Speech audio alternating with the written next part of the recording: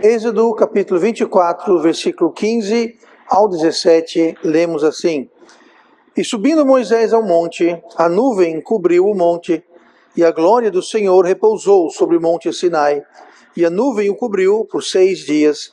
E ao 7º dia chamou a Moisés do meio da nuvem, e o parecer da glória do Senhor era como um fogo consumidor no cume do monte, aos olhos dos filhos de Israel. Nós lemos aqui a primeira vez que a glória do Senhor, como nós lemos aqui no versículo 16, foi a primeira vez que a glória do Senhor foi vista plenamente, completamente pelo povo de Israel. Eles já haviam visto uma manifestação do poder de Deus no capítulo 20 do mesmo livro de Êxodo. E foi quando Moisés subiu ao monte para receber os 10 mandamentos. A gente lê isso lá no versículo 18 do capítulo 20 de Êxodo, que diz: E todo o povo viu os trovões e os relâmpagos e o sonido da trombeta e o monte fumegando. E o povo, vendo isso, retirou-se e pôs-se de longe. Então, o que nós vemos em Êxodo 20 foi uma demonstração do poder de Deus. Obviamente, isso incluía a presença dele, onde o monte ficou, como nós lemos aqui, ficou visivelmente alterado. Em Êxodo 24, no entanto, é dito explicitamente que o que estava acontecendo, o que estava se manifestando ali, era de fato a glória do Senhor, que cobriu o topo do Monte Sinai. Lembrando que ambas as ocasiões, tanto no capítulo 20 de Êxodo, quanto no capítulo 24 de Êxodo, eram 2 episódios diferentes. Em Êxodo 20, Moisés subiu para receber as placas, os 10 mandamentos. Em Êxodo 24, ele subiu para receber o resto da lei. Lembrando que os 10 mandamentos eram 10 mandamentos. E a lei não eram apenas 10 mandamentos, eram todo um conjunto de regras que ditavam os sacrifícios, as leis civis, etc. e tal. Mas foram 2 acontecimentos distintos com semelhanças. Ambas foram no Monte Sinai e ambas houveram uma demonstração da presença de Deus. A glória do Senhor, no entanto, plenamente vista, foi em Êxodo 24. Então, ambas incluíam manifestações sensoriais, digamos, com trovões e relâmpagos, o som de trombetas e fogo e tremor. E ambas provocaram grande espanto, grande temor, grande admiração nessa representação da presença e depois mais completamente da glória do Senhor. Então hoje eu quero falar sobre a presença de Deus na vida do crente, a presença de Deus na vida do crente, assim como aqui nós vimos em 24, Êxodo 24, como a presença de Deus, no caso a glória de Deus, e também no capítulo 20, a presença de Deus num grau menor, se manifestou fisicamente, visivelmente, sensorialmente ao povo de Israel. Então, vamos olhar para Êxodo 19, voltar 4 capítulos para Êxodo 19, e vamos começar essa noite falando sobre a presença de Deus na vida do crente. Falaremos sobre a presença de Deus. Vamos começar por aí. No versículo 18 de Êxodo 19, diz assim: E todo o monte Sinai fumegava, porque o Senhor descera sobre ele em fogo, e a sua fumaça subiu como fumaça de uma fornalha, e todo o monte tremia grandemente. Então você entenda aqui, imagine a situação. Temos o monte Sinai, que era um grande monte, uma montanha, não era uma montanhazinha, não era um monte de pedras, não, era uma grande montanha, e ele tremia grandemente. Então você imagina a situação, um terremoto localizado ali, no local, fumaça, trovões, como de uma fornalha que subia. Isso, sem dúvida, foi um momento marcante na vida do povo de Israel, quando a presença de Deus desceu. Não foi a glória de Deus, A glória de Deus nós só sabemos plenamente que veio em Êxodo 24. Mas a verdade é que ele desceu, ele se fez presente, ele se demonstrou presente de forma visível. Eles já tinham visto Deus operar, já tinham visto, voltando aqui para o começo do Êxodo, já tinham visto Deus fazendo os milagres e os sinais junto ao povo de Faraó. Eles já tinham visto o mar se abrindo, passaram a seco, já tinham experimentado a providência e a proteção de Deus no deserto. Então eles já sabiam, não é que eles não sabiam quem Deus era, ou que eles duvidavam a existência de Deus, porém eles nunca viram de forma tão clara, tão pessoal, tão sensorial, digamos assim. Mas no Salmo 113, nos diz o seguinte, exaltado está, Salmo 113, versículo 4, versículo 44, exaltado está o Senhor acima de todas as nações, e a sua glória sobre os céus. Quem é como o Senhor nosso Deus, que habita nas alturas? Então Deus, ele habita nas alturas, ele habita, como nós lemos aqui, sobre os céus. Então Deus habita lá, mas ele deseja se revelar, ele se deseja fazer presente em nossas vidas. Veja que algo maravilhoso, que é algo fantástico. O Deus que habita sobre os céus, o Deus que habita nas alturas, ele quer estar presente, ele quer descer das alturas, ele quer estar presente em nossas vidas. Esses momentos podem ser ocasiões em nossas vidas pessoais, em que nós temos períodos de solidão, de isolamento. Talvez todos abandonaram, deram as costas, amigos, familiares, irmãos, deram as costas e Deus então se manifesta em sua presença, nos tirando aquela solidão e nos fazendo companhia. Muitas vezes é no momento de dúvida, momento de incerteza, Deus traz uma clareza divina, uma clareza de propósito. Você está confuso e Deus é como se pegasse uma lanterna e apontasse e dissesse, é por aqui. Então nesses momentos Deus também desce dos céus, desce das alturas e se faz presente e manifesto em nossas vidas. Talvez seja lendo a palavra de Deus e eu não sei contar você, mas muitas vezes é como se aquela palavra que você está lendo, aquele texto que você está lendo, ele salta da página. E você mesmo já tendo lendo aquele texto, aquele versículo, aquele capítulo, aquela parte da palavra, muitas vezes é como se foi a primeira vez e algo novo sai e literalmente pula das páginas. Então Deus também encontra conosco, nos dando revelação na sua palavra. Muitas vezes Deus mostra presente, nos trazendo paz e alegria e gozo em momentos de problemas, de desafios, de aflição, onde normalmente, humanamente, nós não teríamos tanta paz e tanta alegria assim. Eu posso lembrar, recordando, olhando para trás da minha longa vida, como eu tinha paz e tranquilidade em certos momentos que hoje, olhando para trás, eu digo hoje, como que eu tinha paz, como que eu tive tranquilidade, como eu tive certeza de direção, como eu tive todas essas coisas. Porque se eu tivesse naquela situação hoje, eu não estaria tão cheio de alegria, tão tranquilo, tão cheio de paz. É que Deus, nesses momentos, vem e nos traz uma paz que supera todo entendimento.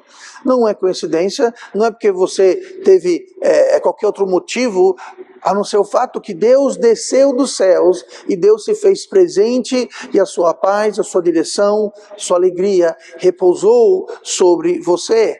Pode ser alguma providência, alguma situação que você se encontra, você olha para um lado, você olha para o outro, você olha para frente, olha para trás, e quando você menos percebe, aquela providência, aquilo que faltava, aquele livramento vem, e não veio na frente, dentro de trás, dentro da esquerda, dentro da direita, ele veio do alto. Deus desceu e resolveu, supriu a necessidade. Eu não vou contar a história de como compramos aqui, então era um galpão, simplesmente, e como no último minuto, quando parecia que não havia mais esperança, o tempo estava acabando e não tinha mais jeito, Deus se mostrou presente. Deus trouxe livramento e Deus trouxe providência. São momentos que Deus vem e se encontra conosco. ocasiões em que a sua presença são mais sensíveis e mais próxima. Assim como o povo aqui em Êxodo 24, também em Êxodo 19, como nós lemos, quando Deus se manifestou de forma clara, de forma impactante, marcante, Deus se faz presente. Deus quer se fazer presente em nossas vidas. Talvez não seja uma montanha flamejante, tremendo, com trovões e relâmpagos, mas Deus se faz presente. Deus sempre se faz presente. Então, nós precisamos aprender a identificar e apreciar esses momentos. Identificar, apreciar e lembrar, recordar, nos alimentarmos, tirarmos força e encorajamento nesses momentos. Nem sempre, como eu disse, é algo estrondoso, nem sempre é algo chocante ou marcante. Olha comigo para 1 Reis capítulo 19, nós temos aqui Elias estava desencorajado, Elias estava no momento que ele precisava do livramento, ele precisava da providência de Deus, ele precisava da paz de Deus, ele precisava da direção de Deus, nesse momento na vida deles, e Deus mandou ele subir no monte, e mandou ele se esconder numa caverna, e Deus o chamou para fora da caverna, para ficar na entrada, porque ele falou, eu vou descer e eu me farei presente e eu me revelarei a você. O versículo 11 de 1 Reis 19.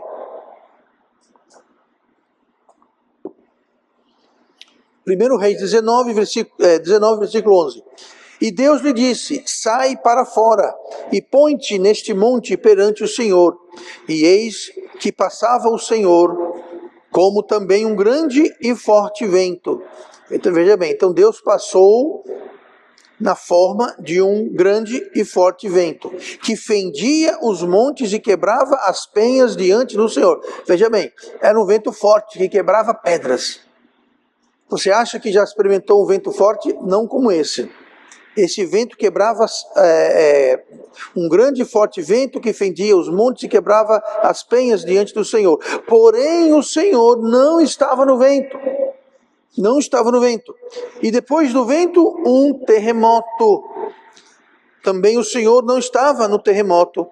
Versículo 12. E depois do terremoto, um fogo. Porém também o Senhor não estava no fogo. E depois do fogo, uma voz mansa e delicada. Então nem sempre Deus aparece como um vento, como um fogo, como um terremoto. Muitas vezes ele aparece com uma voz mansa e delicada. E se nós queremos ver Deus apenas através de um terremoto, um vento, um fogo, uma montanha que treme, fumaça, fornalha, nem sempre Deus se apresenta dessa forma. Mas Ele sempre se faz presente. E devemos então valorizar experiências espirituais como essa.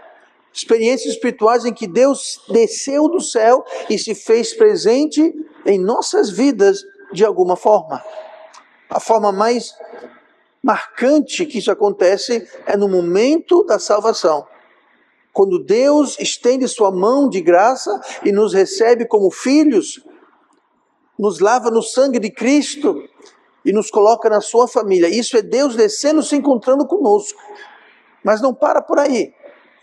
Deus aparece e se faz presente mais vezes.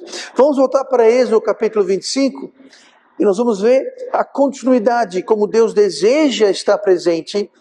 Deus habita sobre os céus, Deus habita nas alturas, mas Ele quer sempre estar presente junto ao seu povo. Êxodo 25, e no versículo 8 nós lemos o seguinte: E me farão um santuário, e habitarei no meio deles. Então aqui Deus está dando o comando, a ordem, para o povo fazer o tabernáculo. Eram ordens bem específicas, bem detalhadas. Deus não disse, faça aí uma tenda qualquer. Não, Ele deu as dimensões, Ele deu o material, Ele deu tudo em pequenos e precisos detalhes, mas Deus ordenou que fizesse um tabernáculo. O tabernáculo era uma tenda, uma grande tenda, que era montada e desmontada, montada e desmontada, quando eles caminhavam e peregrinavam no deserto. Mas era um lugar onde o povo se encontrava com Deus, era um lugar onde o povo ia orar e se comunicar com Deus, e Deus sempre quer habitar com o seu povo. Então veja bem, tanto em Êxodo 20 como em Êxodo 24, Deus apareceu para o seu povo no topo do Monte Sinai, no topo da montanha. Só que o povo judeu não habitava no topo da montanha, o povo judeu nem sequer habitava aos pés da montanha, nem sequer habitavam perto da montanha, eles estavam de passagem. Eles estavam caminhando no vale, caminhando através do deserto, e é lá que eles estavam habitando e caminhando, e passaram, eventualmente passaram 40 anos. Então Deus queria habitar com o seu povo, queria se comunicar com o seu povo, e era lá que o povo ia fazer os sacrifícios, os rituais, as ofertas. Toda interação com Deus era feita no tabernáculo. Posteriormente foi construído o templo, quando a terra foi possuída, e Jerusalém se tornou então a cidade de Davi, e o templo foi então construído por Salomão ali na cidade de Jerusalém. Mas assim como tinha a glória de Deus que apareceu no topo do Monte Sinai, a glória de Deus também aparecia aonde? No tabernáculo. E aonde? No templo, posteriormente. Abra comigo para Êxodo 40. Êxodo 40, versículo 34, nós vemos justamente um exemplo disso, quando aconteceu. No versículo 34 de Êxodo 40, então a nuvem cobriu a tenda da congregação, e a glória do Senhor encheu o tabernáculo. Agora compare isso, eu vou ler para você 24 e o versículo 15 que nós lemos. 16. Veja bem, e a glória do Senhor repousou sobre o monte Sinai, e a nuvem o cobriu por 6 dias. Aí nós lemos em Êxodo 40, 34. Então a nuvem, veja bem, a nuvem, falando em referência à nuvem, cobriu a tenda da congregação, e a glória do Senhor encheu o tabernáculo. Então, aquilo que acontecera no topo do monte Sinai, agora estava acontecendo aonde? No tabernáculo que Deus mandou o povo construir, para que ele estivesse não apenas lá no topo da montanha, no topo do Sinai, quando ele deu a lei, mas Deus queria estar com o seu povo diariamente, no seu caminhar, na sua peregrinação a caminho da terra prometida. A presença de Deus pode ser sempre presente em nossas vidas. Então Deus não queria que o povo ficasse vivendo apenas de uma lembrança de uma aparição que aconteceu uma vez no topo da montanha. Não, ele queria que a mesma glória que apareceu ao povo no topo da montanha, essa mesma glória estivesse presente com eles no acampamento e posteriormente em Jerusalém, onde a glória de Deus enchia o Santo dos Santos no templo, e aqui também no tabernáculo. Então, nós temos o fato que Deus ele quer habitar com o seu povo. Com o seu povo. Com esse pensamento, vamos para João capítulo 1 e versículo 14. Então nós temos Deus apareceu ao seu povo ao dar os 10 mandamentos. Deus apareceu ao seu povo a dar a lei a Moisés. Ele apareceu no topo do Monte Sinai. A presença, o poder, a manifestação da sua glória ocorreu no topo da montanha, mas agora estava acontecendo no tabernáculo, que estava no centro do acampamento. E esse tabernáculo era desmontado e ele era levado então e armado aonde Deus os guiava. João 1,14. E o verbo se fez carne e habitou entre nós, e vimos a sua glória como a glória do unigênito do Pai, cheio de graça e de verdade. Muitas coisas no Antigo Testamento, no Velho Testamento, são figuras e sombras do que seria aperfeiçoado e no Novo Testamento. Cristo é a manifestação da presença de Deus entre os homens, na humanidade. Ele literalmente, eu vou inventar uma palavra aqui, um verbo que não existe, ele tabernaculou entre os homens. Pastor, eu sei tabernáculo, mas o verbo tabernacular eu acho que não existe. É verdade, não existe, eu acabei de inventar. Então, por que eu digo que Jesus tabernaculou? Quando você vê ali no versículo 14 de João 1, e o verbo se fez carne e habitou entre os homens, essa palavra habitou, em grego, no que ela foi escrita, é a palavra eskinos. Essa palavra eskinos, ela é derivada de uma outra palavra grega, skeinei. Essa palavra skeinei é traduzido cabana ou tabernáculo. Então, quando fala e o verbo se fez carne e habitou entre os homens, ele se fez carne e tabernaculou. Ele tendou, ele montou a sua tenda entre os homens. Assim como ele montou a sua tenda, o seu tabernáculo, quando mandou o povo, no Antigo Testamento, fazer um tabernáculo, e o tabernáculo, uma vez acabado e consagrado, a glória de Deus enchia o quê? O tabernáculo. Igualmente, aqui nós temos o tabernáculo. Cristo é o tabernáculo de Deus, é Deus descendo e habitando, tabernaculando entre nós, entre os homens. Ele está entre nós, Deus habitando entre nós. E vimos a sua glória. O que foi manifesto no Monte Sinai? A glória do Senhor. O que foi manifesto no tabernáculo, no deserto? A glória do Senhor. O que foi visto depois que o verbo se fez carne e tabernaculou outros homens? Vimos a sua glória. A glória de quem? A glória de Deus. Deus revelou, demonstrou, manifestou a sua glória em Cristo, assim como ele manifestou a sua glória no tabernáculo, assim como ele manifestou a sua glória no topo do Monte Sinai. Deus quer estar presente na vida do seu povo. Então ele veio aos homens na figura de Cristo. Em João 1,14, na tradução LTT, diz assim: e a palavra se fez carne, e veja só, e estendeu o seu tabernáculo, tenda entre nós, e contemplamos a sua glória, glória na sua qualidade de o Filho unigênito de o Pai, cheio de graça e de verdade. Está vendo que o LTT é tão específico como ela traz a tradução? No ACF não está errado, habitou não está errado. Não há nada de errado em falar que o verbo se fez carne e habitou entre nós. Não está errado. Porém, quando você vai para o LTT, você tem uma definição com uma latitude mais específica, como nós lemos: estendeu o seu tabernáculo, tenda entre nós. Por que fala estender? Porque o tabernáculo primeiro era montado a estrutura de madeira e depois as peles e as várias camadas de couro de animais e de linho, etc. Ela era estendida. Alguém aqui já montou uma tenda para acampar? Oh, que povo urbano. Pois é, quando você monta uma tenda, pronto, temos uma corajosa aqui. Quando você monta uma tenda, você estende a tenda. Você estende o tabernáculo, uma tenda, é justamente isso.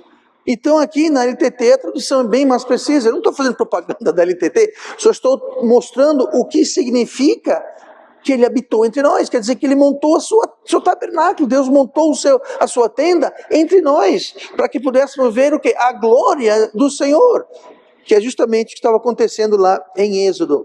Então não só Cristo veio para habitar entre nós, montar o seu tabernáculo, ele também veio habitar em nós. Não só entre, mas em nós. É uma outra dimensão. Cristo, ele veio habitar entre nós, e as pessoas viram. A Bíblia fala que o mundo viu, mas o mundo preferiu as trevas mais do que a luz. Mas não só ele quer habitar entre nós, ele quer habitar dentro de nós. Dentro de nós também. Primeiro foi no tabernáculo, posteriormente foi no templo, mas Cristo veio habitar dentro de nós. Nós quem? Os salvos. Os salvos seriam então o tabernáculo, seriam o templo de Deus. 1 Coríntios 3, versículo 16. Não sabeis vós que sois o templo? O templo veio depois do quê? Do tabernáculo. O templo era fixo em Jerusalém. O templo não se movia, era um templo fixo.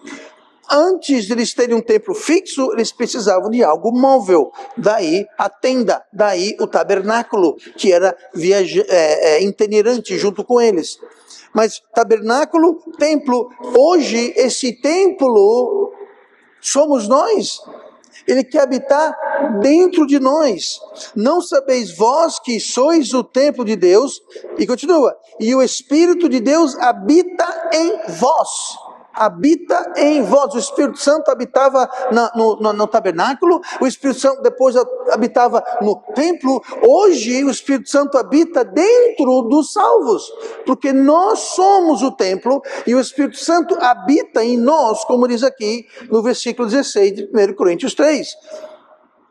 1 Coríntios 6, 19.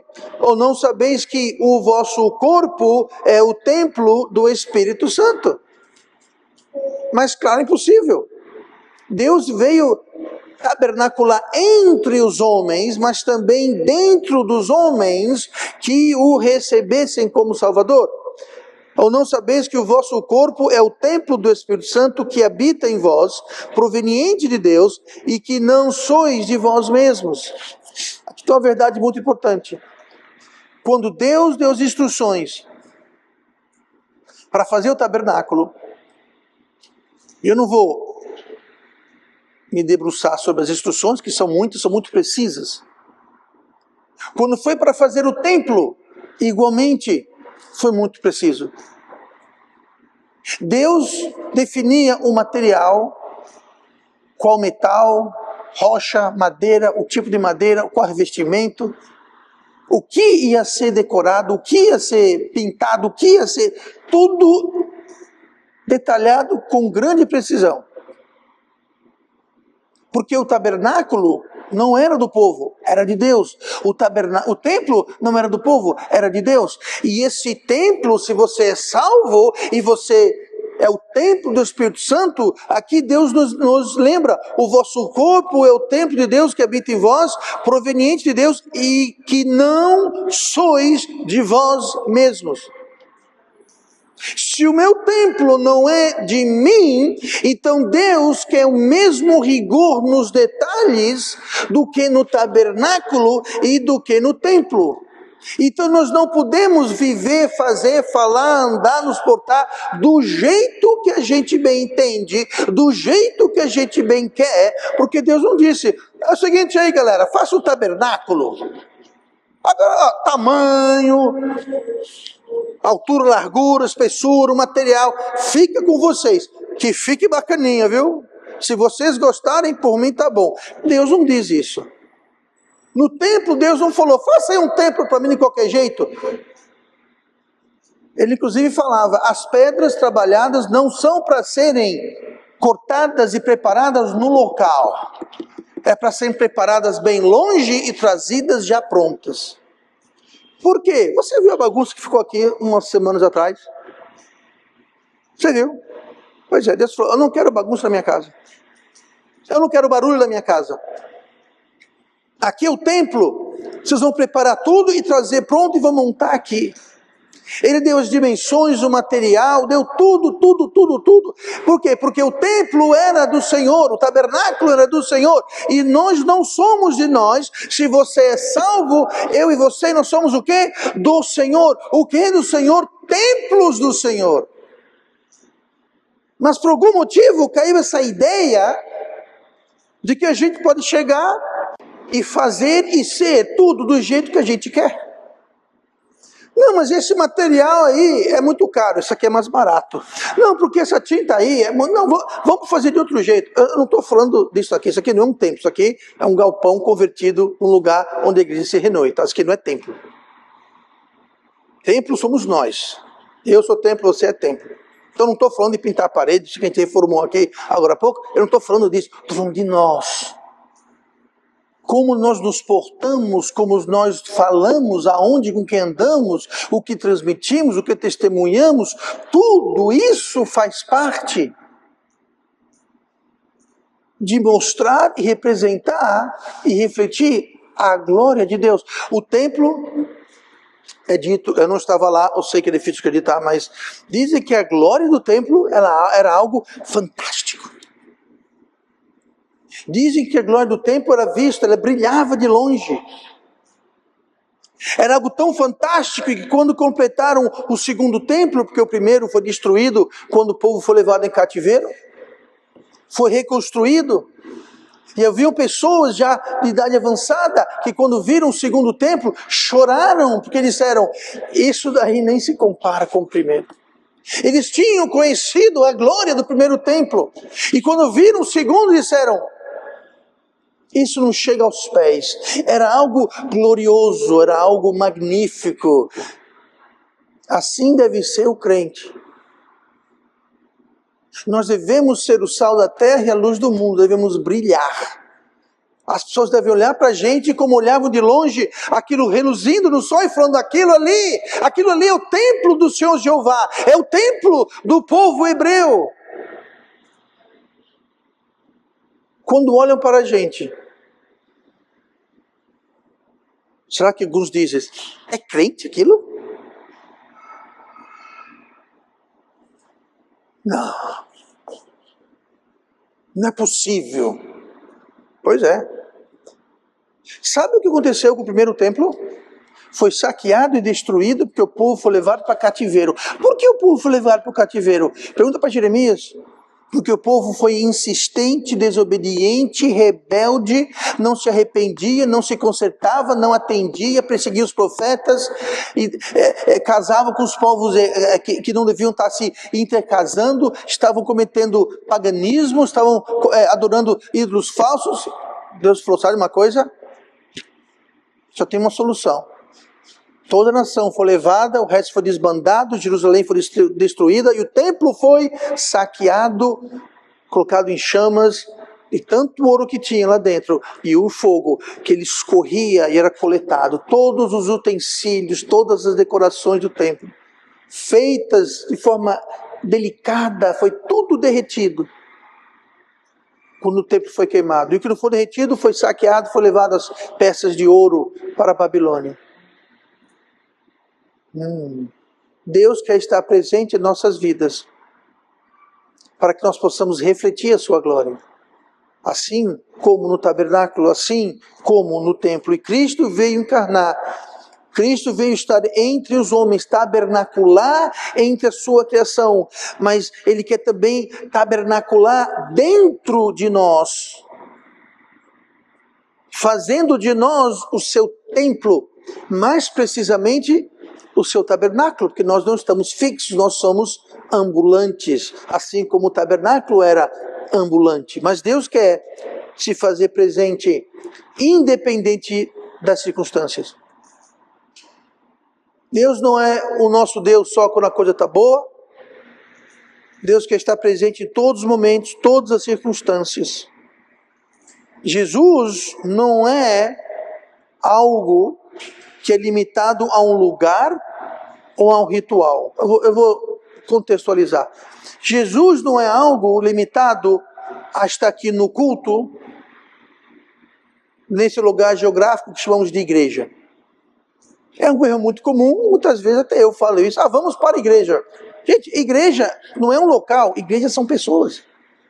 Isso daqui é igreja simplesmente porque a igreja, nós estamos aqui. Mas quando a gente foi embora, isso aqui não é igreja. O dia inteiro hoje, isso aqui não era igreja. Agora é igreja. Mas tem uma placa na frente.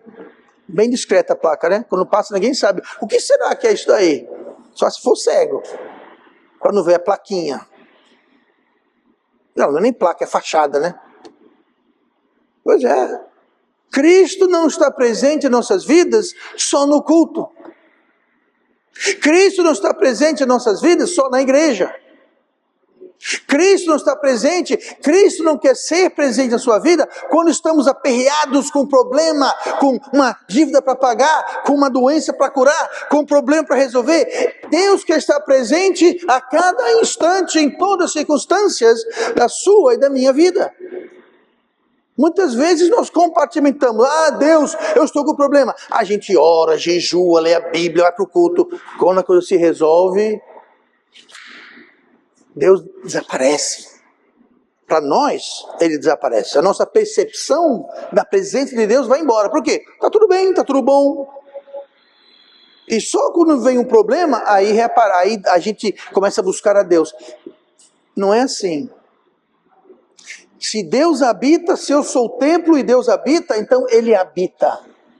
Ele está lá a cada momento, a cada circunstância, a cada local. Não interessa onde você está, com quem você está. Pense nisso a próxima vez que você faz algo, anda com alguém. Fala. Você sabe que quando você fala para criticar, para fofocar, claro, ninguém aqui é evidente, mas quando alguém fala, critica, mente, debocha, rebaixa, sabe quem está lá testemunhando tudo isso? O Espírito Santo de Deus que habita em vós, proveniente de Deus, e não sou de vós mesmos, mas do Senhor. Pois é, Ele mesmo. É daí que vem um espírito extinguido, um espírito entristecido. E nós ficamos pensando, por que eu não tenho frutos do Espírito? Eu não sei, por que será? Por que será? Não sois de vós mesmos. O Espírito Santo proveniente de Deus, que vem de Deus, habita em nós. 24 horas por dia, 7 dias por semana, 52 semanas por ano. Olhe comigo para João 1,14 mais uma vez. Estamos falando do tema a presença de Deus na vida do crente. Deus sempre quer estar presente. Ele sempre esteve presente com Adão e Eva no jardim. Eles caminhavam juntos na viração do dia. Eles conversavam até que foi quebrada a comunhão pelo pecado e Deus se viu obrigado a expulsá-los do jardim, da sua presença. Eles foram expulsos da presença de Deus devido ao pecado. E foi colocado um anjo e uma espada flamejante que não permitia que eles retornassem. Mas desde o início, Deus quer estar presente com o seu povo. Deus quer estar presente com a sua criação. E nós vimos mais adiante como Deus se fez presente no Monte Sinai, dando os 10 mandamentos e depois no capítulo 24 de Êxodo, dando a lei por completo. Deus então, para não só ficar limitado ao Monte Sinai, ao topo do monte, mas no dia a dia, na viagem no povo, Ele mandou eles fazer um tabernáculo e a glória do Senhor estava nesse tabernáculo. Posteriormente o templo, uma vez que a terra foi conquistada, e nesses últimos dias, 2000 anos, o verbo tabernaculou, montou sua tenda, estendeu seu tabernáculo entre os homens, e mais precisamente o que ele realmente quer é montar o seu tabernáculo dentro dos homens, habitando nos homens pelo seu Espírito Santo, nos fazendo, portanto, o templo de Deus. E Jesus quer estar presente em nossas vidas. E o Verbo se fez carne e habitou entre nós. E vimos a sua glória como a glória do unigênito do Pai, cheio de graça e de verdade.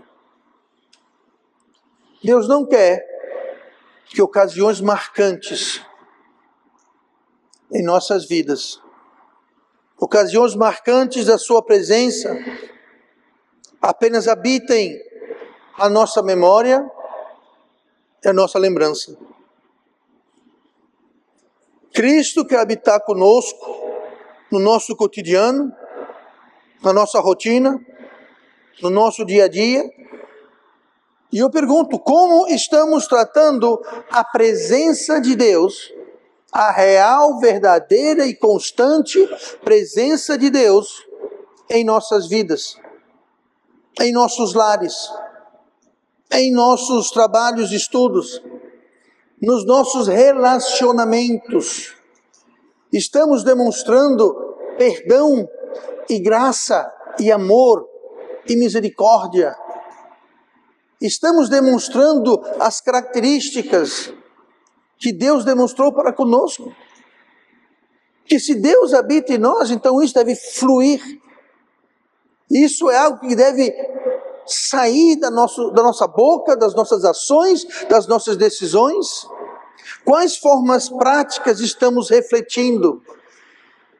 A presença de Deus. Como está a sua presença? o seu poder, a sua santidade. Como estamos refletindo? Se Deus habita em nós, como Deus habitava no templo, se de longe as pessoas viam o templo, diziam, que maravilha, é o templo do Deus dos judeus. Foi a rainha da Etiópia, quando veio visitar Salomão, porque ouviu falar da grandeza do reino, disse, eu vim, eu olhei, eu posso dizer uma coisa, a metade não foi contada da grandeza do seu reino e do seu Deus. Ao que tudo indica, ela se converteu ao judaísmo, voltou para a Etiópia, e o judaísmo cresceu por lá. Tanto que, se você for para Israel hoje, você vai ver muitos etíopes, que quando Israel foi reerguida, eram trazidos de todo o mundo, judeus. E não era assim, eu sou judeu. Não. Havia um processo rigoroso de atestar o fato. E milhares foram trazidos da Etiópia, africanos.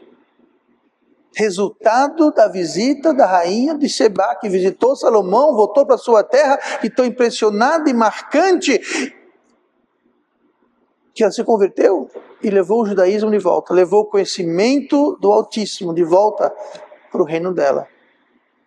E foram trazidos, inclusive o recorde, se não me engano, o recorde mundial de número de pessoas num único avião é detido, se não me engano, pela empresa aérea israelense, El Al, que é a linha aérea israelense, que removeram todos os assentos de Jumbo 747 e colocaram gente tão no chão, em cima do outro. Por quê? Havia muita gente e pouco tempo. Então encheu, e se não me engano foi mais de 1.000 passageiros. 1.000 passageiros. No 747 geralmente é assim, são uma fileira de 3, 5 e 3. Não na primeira classe, geralmente é 2, 2 e 2.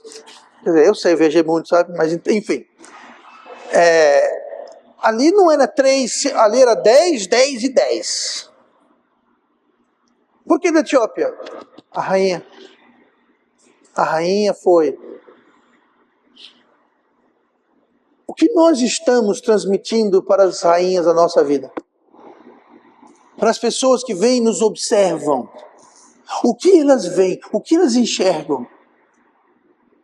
O nosso lar reflete o poder, a presença, a santidade de Deus? Ou o nosso lar basicamente reflete mais do mesmo? Mais igual aos outros? Pois é.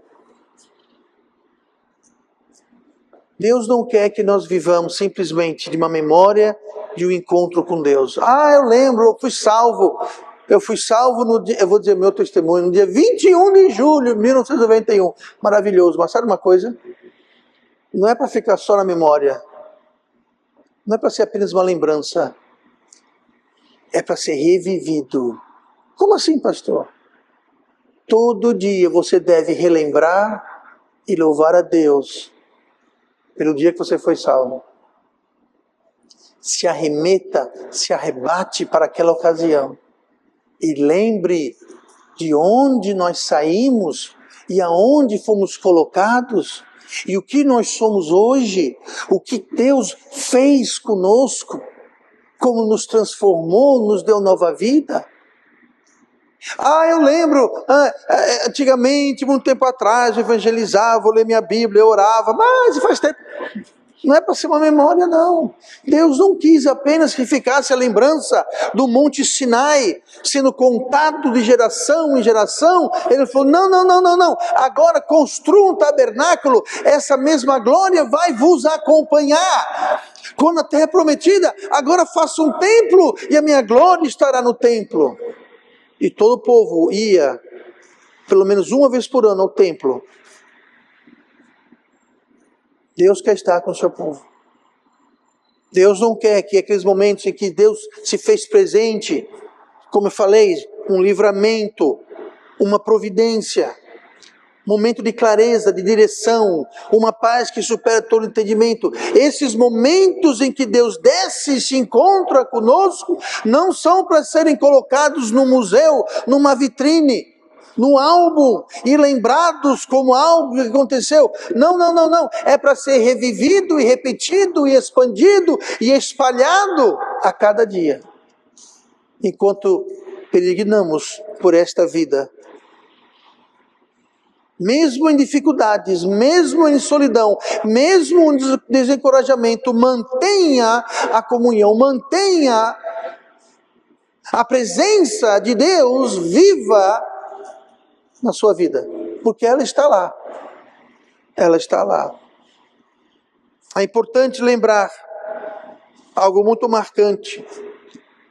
A lembrança da experiência, a recordação do espanto, da manifestação do poder de Deus em Êxodo 20. O povo ficou temeroso, o povo ficou maravilhado, havia relâmpago, trovão, tudo tremia, fumaça, fogo. Isso em Êxodo 20. Mas isso não foi o suficiente. A mera lembrança não foi suficiente para impedir que fizessem o bezerro de ouro. Veja bem, Deus apareceu, a montanha tremeu, fumaçou, chamas, trovões, som de trombeta, todo mundo... Fugiram. Moisés, vai tu falar com Deus. Moisés foi. Demorou quantos? 40 dias? 40, muito bem. Quando Moisés desceu, ele falou: que samba é esse que eu estou ouvindo no acampamento? O povo havia se despido, estavam dançando, batucando e feito um bezerro de ouro, o qual estavam adorando. Não foi agora há pouco que vocês viram a montanha lá, aquela...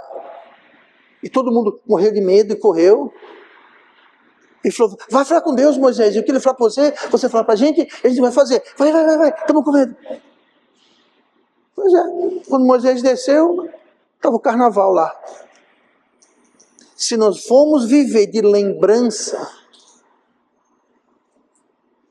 não vai ser muito eficaz. Ah, porque eu lembro. Oh, beleza, não esqueça. Mas não podemos viver de lembrança. Temos que viver com a certeza. Talvez se tivessem recordado, revivido aquilo que viram antes de Moisés subir, não teriam feito o que fizeram. Eu acho. Mas esqueceram pelo jeito. Não foi tão impactante. Veja quão pouco tempo pode durar o efeito de uma maravilha, o efeito de uma intervenção divina em nossas vidas.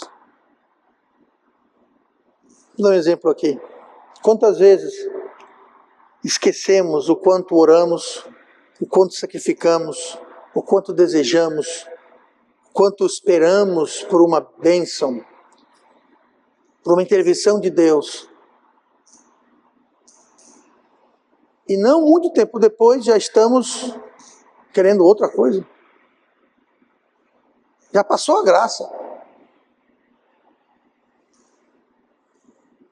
Quantas vezes alguém ora e almeja por um emprego, quando consegue, depois de, 6 meses, 1 ano, emprego chato, que não sei o que, você não orou, jejuou e sacrificou, e orou, esperou,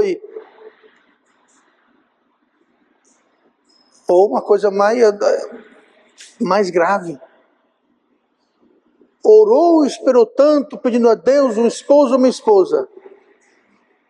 3,5 anos depois, que é a média, quero mais não. Ué, não era tão claro e direcionado e a vontade de Deus? O que houve? O que mudou? Aquela certeza, aquela intervenção divina não durou muito tempo. Aquela bênção fica velha, mofada, empoeirada, pede a graça. E logo queremos outra coisa. Ou às vezes até fazemos o círculo de volta, a gente acaba no mesmo lugar que estava antes. Igual barata tonta que não sabe o que quer. Viva, aprecie, deleite-se na real presença de Jesus em sua vida. Quando nós fazemos isso, apreciamos, reconhecemos, nos deleitamos na presença de Deus em nossas vidas, o mundo, o pecado e a carne se tornam bem menos atraentes. Não tem nem graça. É a diferença entre você estar morto de fome, não come há 2 dias, alguém chega lá e bota um prato de arroz na sua frente. Você come aquilo que se lambuza todo e pede mais. Que delícia. Agora, você vai para uma churrascaria, enche a pança, pode botar a iguaria que for na sua frente, você... Pois é. Muitas vezes nos enchemos tanto com o mundo. Quando a gente olha para as coisas de Deus, faça o contrário, se encha, se sacie, reconheça e aprecie as bênçãos e a presença de Deus. Você está tão cheio que quando vem o diabo e o mundo e a carne, você vai dizer... Essa é a diferença do crente enamorado, apaixonado, seduzido pelo mundo e o crente fiel. Simples quanto isso. Simples. Nós podemos estar na presença de Deus todos os dias. Quem morava em Jerusalém naquela época do templo era um privilégio. Por quê? O templo está bem ali, ó. Podiam ir todo dia. E quem morava lá no outro lado, já é um país assim, ó. E quem morava aqui no norte? E aí? Naquela época você tinha que ir a pé, ou de cavalo, ou de burro. Não tinha trem, não tinha carro, não tinha avião, não tinha nada disso. Eram dias, semanas de viagem, perigosa. Hoje, aquele templo é você. Sou eu. Eu não preciso viajar. Quem ia para o templo tinha que fazer uma oferta, um sacrifício. Nós não precisamos, porque o nosso sacrifício é Cristo. O Cordeiro de Deus que já morreu e abriu o caminho. A cortina, o véu do templo, quando ele foi crucificado e morreu, aconteceu o quê? Foi rasgado. Foi rasgado. Podemos ter sua presença em qualquer lugar, a qualquer momento. Essa sempre foi a vontade de Deus. E devemos também desejar e apreciar a presença de Deus na vida do crente.